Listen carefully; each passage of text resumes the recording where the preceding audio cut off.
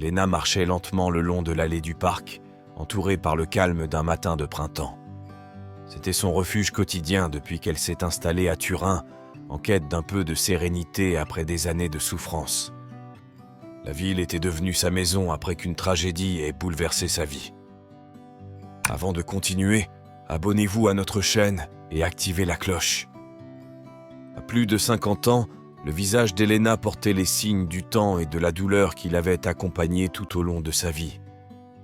30 ans plus tôt, il avait perdu son fils, Philippe, alors qu'il n'avait que 4 ans. Il avait disparu sans laisser de traces. La police a recherché pendant des mois, mais sans succès. Il n'y avait aucun indice, aucune explication, juste un vide dévastateur. Depuis, Elena avait appris à vivre avec cette perte, mais la douleur ne s'était jamais complètement apaisée. Sa vie était devenue un lent traînage entre les souvenirs et l'espoir qu'un jour, quelque chose puisse changer. Ce matin-là, alors qu'il se promenait dans le parc, il a aperçu un groupe d'enfants qui jouaient au football. Le son de leur rire résonnait dans l'air frais. L'un d'eux, un garçon aux cheveux noirs et aux yeux clairs, a immédiatement attiré son attention. Il y avait quelque chose chez lui, dans sa façon de courir et de sourire, qui lui rappelait incroyablement Philippe. Le cœur d'Elena commença à battre plus vite. Ce n'était pas possible. Filippo serait désormais un homme, mais cette ressemblance était troublante. Chaque mouvement de cet enfant la ramenait dans le temps, vers ces quelques années heureuses qu'elle avait vécues avec son fils. L'enfant s'arrêta de jouer un instant et courut vers une femme assise sur un banc à proximité. Elena le suivit du regard, sentant grandir en elle un étrange sentiment d'espoir et de nostalgie. Elle ne parvenait pas à expliquer cette réaction, mais quelque chose la poussait à en savoir plus. Elle décida de s'approcher de la femme, en essayant de ne pas paraître trop agitée.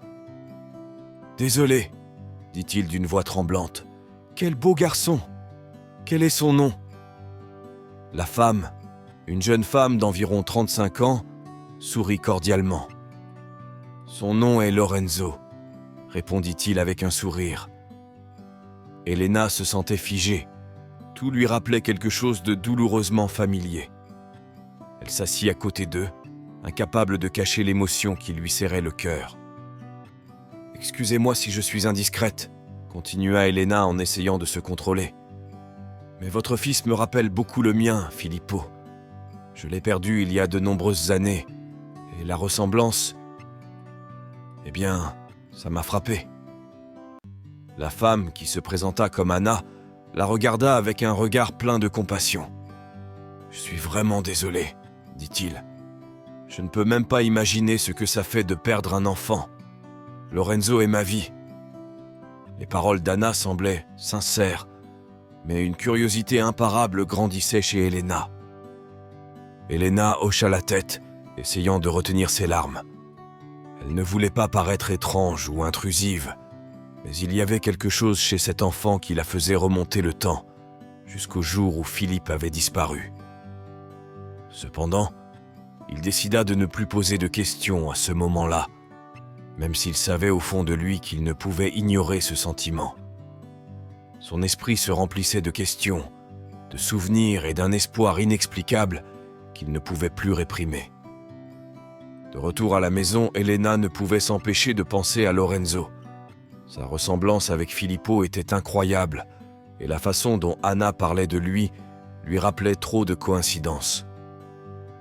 Le lendemain, il décide de retourner au parc dans l'espoir de revoir Anna et Lorenzo. Lorsqu'il les revit, son cœur s'emballa. Il s'approcha lentement, essayant de rester calme. « Bonjour, Anna », dit-il avec un sourire. Anna la reconnut et la salua cordialement.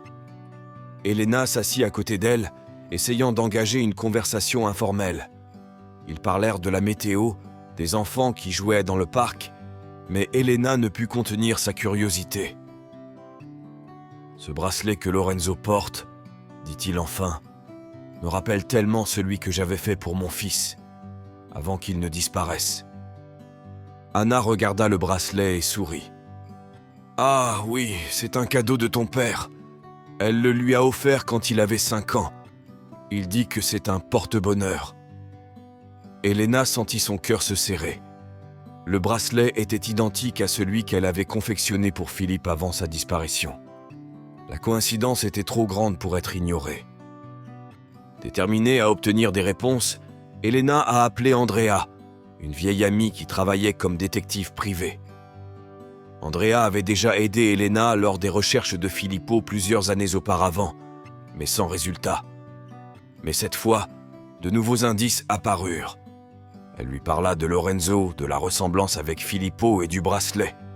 Andrea, bien que sceptique, a accepté d'enquêter. Quelques jours d'attente passèrent, des jours de tension et d'espoir, jusqu'à ce qu'Andrea l'appelle soudainement. « Elena, tu dois venir tout de suite. J'ai des nouvelles. » Quand Elena est arrivée à son bureau, Andrea l'a fait asseoir et lui a montré une photo. « Écoutez, c'est le mari d'Anna. Il s'appelle Luca, mais il a quelque chose d'étrange. Il n'existe aucun document le concernant avant l'âge de 10 ans. » Elena regarda la photo avec incrédulité. « Qu'est-ce que ça veut dire ?» demanda-t-il, le cœur battant. Andrea soupira. « Cela signifie qu'il a peut-être changé d'identité ou que sa véritable histoire a été cachée. J'ai découvert que Luca a vécu à l'étranger presque toute sa vie, avant de revenir récemment en Italie pour travailler. » Le cœur d'Elena commença à battre à tout rompre. « Et Philippe ?» demanda-t-il, la voix brisée par l'émotion. « Est-ce que ça pourrait être lui ?» Andrea hocha lentement la tête. « Je ne peux pas le dire avec certitude, mais il y a trop de coïncidences. Luca n'est revenu que récemment en Italie, et Lorenzo est son fils. » Chaque mot d'Andrea alimentait l'espoir qu'il tentait d'étouffer depuis des années. Elena n'arrivait pas à croire ce qu'elle entendait. La possibilité que Luca soit son Philippe était désormais trop réelle pour être ignorée.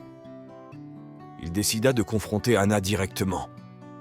Lorsqu'elle la retrouva dans le parc, Elena rassembla son courage et raconta son histoire. Anna, surprise et perturbée, écoutait attentivement. « Je ne sais pas quoi dire, » dit-il finalement. « Mon mari a toujours été très secret sur son passé, mais il est peut-être temps de découvrir la vérité. » Quelques jours plus tard, Anna organisa une rencontre entre Elena et Luca. Quand Elena le vit, son cœur manqua un battement. Luca, maintenant un homme adulte, la regardait avec le même regard que Philippe avait lorsqu'il était enfant. « C'est toi, » murmura Elena, incapable de retenir ses larmes. « Tu es Philippe, mon fils. » Luca est resté silencieux un moment, puis, les yeux pleins d'émotion, il a déclaré « Je ne me souviens pas de grand-chose de mon enfance, mais j'ai toujours eu l'impression qu'il manquait quelque chose. Maintenant, je comprends quoi. » Ils s'embrassèrent, enfin réunis après des années de séparation. Pour Elena, toutes les souffrances du passé se sont dissoutes à cet instant précis.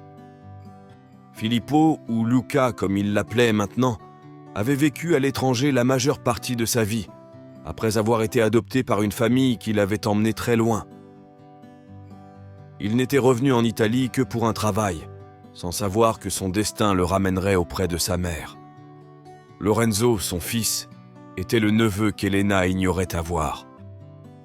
Elena le serra fort dans ses bras, incapable de retenir ses larmes. La longue attente, la douleur, tout semblait se dissoudre à cet instant.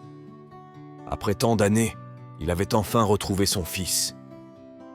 Avez-vous aimé cette histoire ? Écrivez-le dans les commentaires ci-dessous. Merci d'avoir regardé la vidéo jusqu'à la fin et à la prochaine histoire.